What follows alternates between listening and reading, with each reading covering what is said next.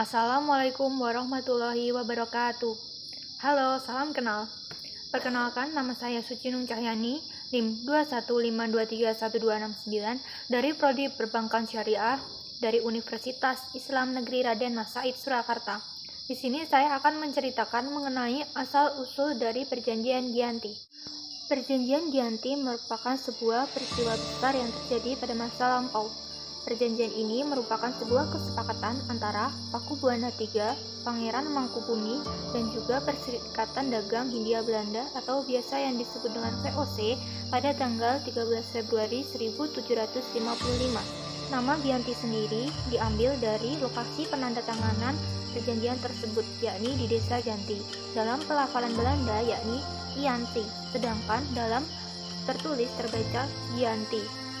Lokasi tersebut sekarang dikenal dengan Dukuh Kerten, Janti Harjo, Karanganyar, Jawa Tengah. Pada masa lampau, perjanjian Giyanti ini dibuat untuk meredam api konflik yang sudah terjadi berlarut-larut. Pasca perpindahan Keraton Kertasura ke Surakarta, ternyata api konflik masih saja terus berlangsung. Pada saat itu, Pangeran Mangkubumi membantu Pakubuana II untuk meredam api konflik. Setelah itu, Pangeran Mangkubumi diberi hadiah yaitu sebidang tanah. Namun, luas tanah yang diberikan kepada Pangeran Mangkubumi ternyata menimbulkan kecemburuan. Salah seorang pangeran akhirnya mengeluhkan ketidakadilan terkait dengan hadiah tersebut kepada Gubernur Jenderal Baron von Imhoff. Sang gubernur akhirnya mengeluarkan sebuah keputusan, yakni tanah tersebut akhirnya tidak jadi diberikan kepada Pangeran Mangkubumi. Akhirnya, Pangeran Mangkubumi meminta izin kepada kakaknya yakni Pakubuana II untuk pergi. Lalu dia berkata, "Daripada tahta saya dikurangi, lebih baik buanglah saja saya sampai saya tidak bisa kembali lagi ke Jawa." Akhirnya, Pangeran Mangkubumi diberi bekal berupa uang yakni 3.000 riyal. Ini jatah untukmu dan juga anak buahmu, jawab Pakubuana II. Kemudian malam harinya Pangeran Mangkubumi pun pergi. Sejak saat setelah kejadian itu mulailah pecah perang Mangkubumi. Banyak sekali prajurit dari Belanda dan juga prajurit Jawa yang tewas.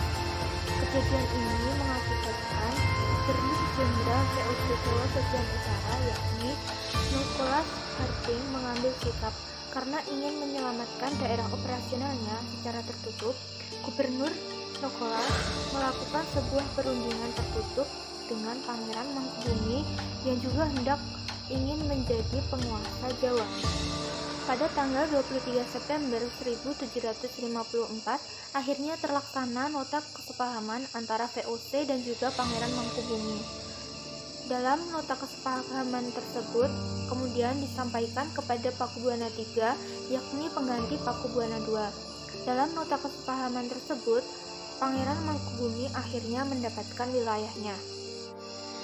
Pada tanggal 4 November 1754, Pakubuana III menyatakan persetujuannya terhadap hasil perundingan antara VOC dengan Pangeran Mangkubumi.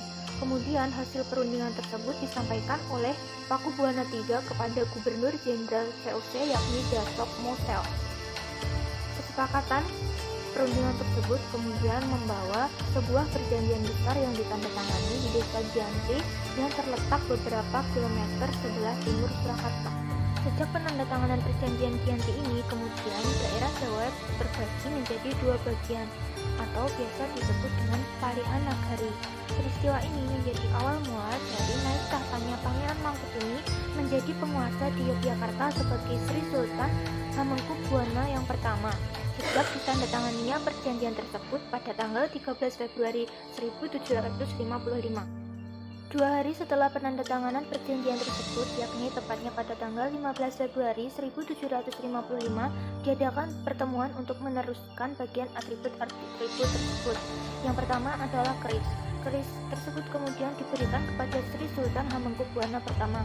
Kemudian yang kedua adalah bahasa. Wilayah Yogyakarta menggunakan bahasa Bakungan. Kemudian dari aspek-aspek yang lain seperti tari, bagian Yogyakarta apabila bagian Gegahan di Surakarta membuka sampai ke tiap, maka di Yogyakarta menggunakan hanya sampai di dada.